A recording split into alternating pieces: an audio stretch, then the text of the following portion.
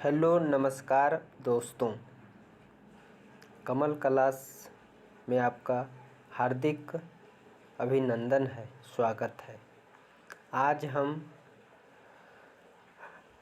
Class 10वीं के science के केमिस्ट्री के ऑब्जेक्टिव क्वेश्चन का प्रश्नोत्तर का अध्ययन करेंगे, जिसमें केमिस्ट्री के पार्ट तीसरा धातु और अधातु के प्रश्न होंगे, जिसमें केमिस्ट्री के प्रश्न होंगे। पहला प्रश्न है, धातुओं के भौतिक गुण धर्म के संदर्भ में निम्नलिखित युग्मों में से कौन सा युग्म सही सुमेलित है। पहला है आघातवर्धकता, धातुओं को पीटने पर उनके पतला होने का गुण नहीं। आघातवर्धकता के मतलब पतला चादर होता है। अब ये गलत हो गया। तन्यता, धातुओं के पतले तार के रूप में खींचने की क्षमता, ये सही है, ऑप्शन दूसरा। ध्वनिक, कठोर सतह से टकराकर आवाज़ उत्पन्न करने वाली धातु, अब तीसरा भी सही है, इसलिए पहला गलत हो गया, दूसरा और तीसरा ऑप्शन नंबर बी में है, ऑप्शन बी सही हो जाएगा। अगला प्रश्न है, धातुओं के भौतिक गुण धर्म के संदर्भ में निम्नलिखित युग्मों में से कौन से सही सुमेलित हैं।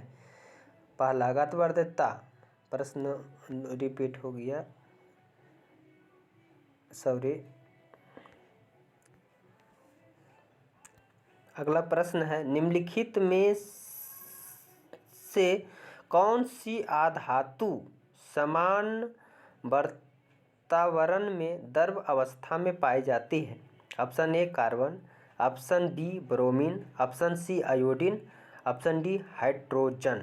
आधातु बोल रहा है, आधातु में होते हैं ब्रोमीन, आधातु में होते हैं कौन, ब्रोमीन, ऑप्शन बी सही होगा। अगला प्रश्न है, आधातुओं के संदर्भ में निम्नलिखित कथनों में से कौन सा सही है। पहला, मरकरी को छोड़कर अन्य सभी धातुएं कमरे के तापमान पर ठोस अवस्था में पाई जाती है, सही हो गया, ये सही है। क्षार धातुएं इतनी मुलायम होती है कि उन्हें चाकू से काटा जा सकता है। क्षार धातुएं सभी मुलायम होती है और उसे चाकू से काटा जा सकता है, इसलिए ऑप्शन ए और बी दोनों सही, ऑप्शन सी में आ जाएगा, ऑप्शन सी सही होगा। अगला प्रश्न, आधातुओं के संदर्भ में निम्नलिखित कौन सा कथन सही नहीं है। आयोडीन आधातुओं के समान भौतिक गुण के विपरीत चमकीली होती है, ये सही, आयोडीन आधातुओं के समान भौतिक गुण के विपरीत चमकीली होती है, सही। हीरा कार्बन का एक अपरूप है जो सबसे कठोर होता है, ये भी सही है। ग्रेफाइट एकमात्र ऐसी धातु है जो विद्युत के कुचालक होती है, ये कुचालक नहीं सुचालक होती है, इसलिए एक और दो सही, ऑप्शन नंबर एक सही हो जाएगा, ऑप्शन नंबर एक सही। अगला प्रश्न, निम्नलिखित कथनों पर विचार कीजिए।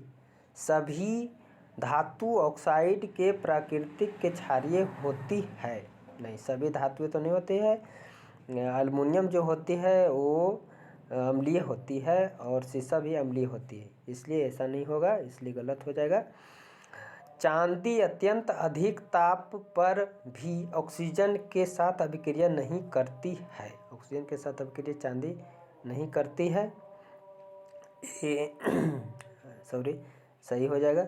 सोना जल की किसी भी अवस्था के साथ बिल्कुल भी अभिक्रिया नहीं करती है, ये भी सही हो जाएगा, इसलिए 2 और 3 सही, ऑप्शन नंबर बी सही हो जाएगा। अगला प्रश्न है, निम्नलिखित में से कौन सी धातुएं खुले वातावरण में रखने पर जलने लगती है? Sodium, potassium, lithium. खुले वातावरण में रखने पर जलने लगती है। सोडियम भी जलती है, पोटेशियम भी और लिथियम भी। तीनों सही, तीनों जलती है। ऑप्शन नंबर डी सही हो जाएगा। अगला प्रश्न, एनोडीकरण के संदर्भ में निम्नलिखित में से कौन सा कथन सही है? यह अधातुओं पर ऑक्साइड की परत बनाने की प्रक्रिया है नहीं। यह धातुओं पर चढ़ने वाली जंग की परत को हटाने की प्रक्रिया है नहीं। यह एल्युमिनियम धातु पर चढ़ी ऑक्साइड की परत को हटाने की प्रक्रिया है। यह एल्युमिनियम धातु पर मोटी ऑक्साइड की परत चढ़ाने की प्रक्रिया है। एल्युमिनियम धातु पर चढ़ने वाली जंग की परत हटाने की प्रक्रिया है। ये ऑप्शन सी में यह एल्युमिनियम की धातु पर चढ़ी ऑक्साइड की परत को चढ़ाने की प्रक्रिया है। एल्युमिनियम की धातु पर, ऑप्शन डी में एल्युमिनियम धातु पर मोटी ऑक्साइड की परत बनाने की प्रक्रिया है नहीं। ये ऑक्साइड की परत हटाने की प्रक्रिया है नहीं। एल्युमिनियम धातु पर चढ़ी ऑक्साइड की परत हटाने की प्रक्रिया है एनोडीकरण। सॉरी, ऑप्शन बी सही हो जाएगा। यह धातुओं पर चढ़ने वाली जंग की परत हटाने की प्रक्रिया है। लोहा के धातु पर एल्युमिनियम की परत चढ़ाते हैं, इसलिए उसको एनोडीकरण कहते हैं। ऑप्शन बी सही हो जाएगा। ये गलत मार दिए थे, सॉरी। सामान्यतः धातुएं अम्ल से क्रिया करके हाइड्रोजन गैस उत्सर्जित करती है, परंतु जब धातुएं नाइट्रिक अम्ल के साथ क्रिया करती है तो ऐसा नहीं होता, क्योंकि नाइट्रिक अम्ल एक प्रबल ऑक्सीकारक होता है। नाइट्रिक अम्ल, ऑप्शन बी में नाइट्रिक अम्ल एक प्रबल अपचायक होता है। नाइट्रिक अम्ल धातुओं के साथ क्रिया नहीं करता है, ये भी गलत हो जाएगा, गलत। नाइट्रिक अम्ल केवल धातुओं से क्रिया करता नहीं, ये भी गलत। ऑप्शन ए सही हो जाएगा। नाइट्रिक अम्ल एक प्रबल ऑक्सीकारक होता है। नाइट्रिक अम्ल एक